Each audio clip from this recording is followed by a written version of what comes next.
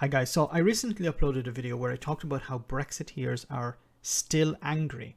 Now, in one video I was talking about how Brexiteers were angry over something that was irrelevant, the idea that the European Union would be involved with the Falkland Islands, which was not the case, but these people were still angry about that.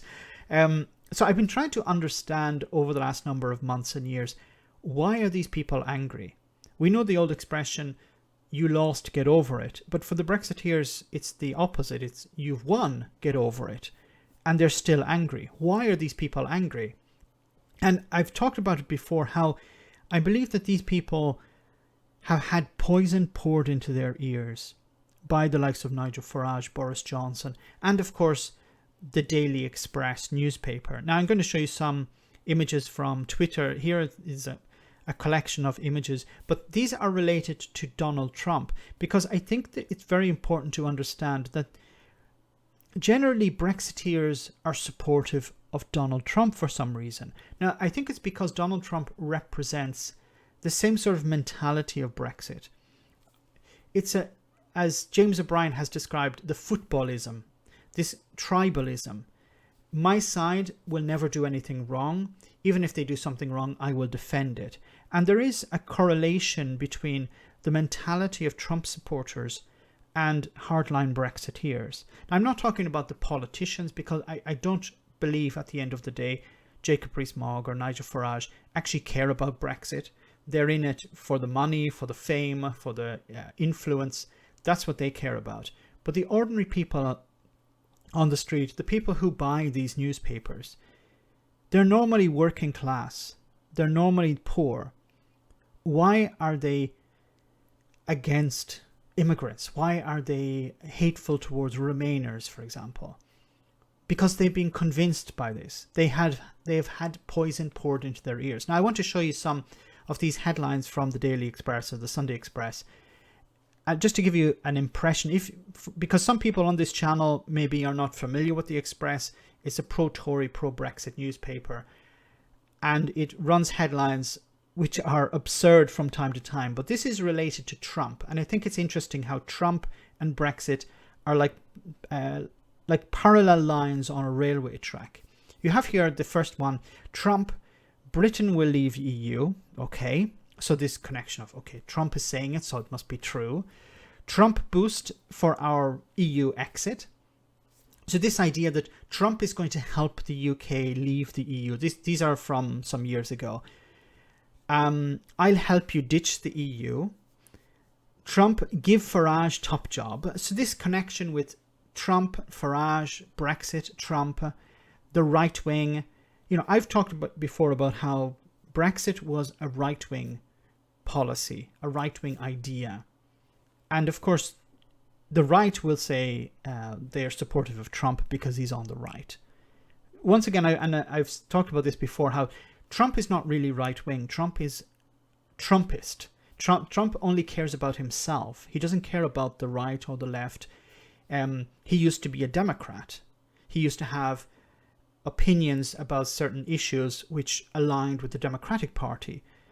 He had said in the past how he believed that in order to win power, he'd have to become a Republican because Republicans are stupid. Basically, that's what he was basically saying. Power to the people. Okay, this idea once again of Trump is like us. Trump is like a Brexiteer. Trump trade joy for Britain. Okay, once again, Trump is going to deliver us for this connection between Trump and Brexit. We can combine the two. And the Express continually push this idea that Trump is going to save Britain from the EU. Trump is going to deliver the type of trade deal that Boris Johnson, or before that Theresa May, wanted. This is a little bit older. It says May is dealt Trump card on Brexit. Once again, Brexit is not going to fail because Trump is going to be by our side. Trump ready to offer UK zero tariff trade deal. Of course, none of this made any sense. It was just rhetoric. Hold on, I'll give you a deal. This is when Trump met with Theresa May. And then when Trump met with the Queen, here's to the end of EU shackles. this anti-EU rhetoric, and of course they found a home in Donald Trump because he was pushing the same type of rhetoric. So if you look at the type of anti-intellectualism, anti-science, anti-expert, the Brexiteers found a home in Donald Trump, and the Trumpists, if they had come to Britain, they would find a home in Brexit. The same type of ignore reality, create your own reality. Donald Trump and his alternative facts, for example. So I think there is a parallel between Trump and Brexit, the mentality of both their supporters. Now, going forward, what's going to happen? Because Trump has been kicked off Twitter recently. He has he's on his way out. Now, what's going to happen after is going to be very interesting.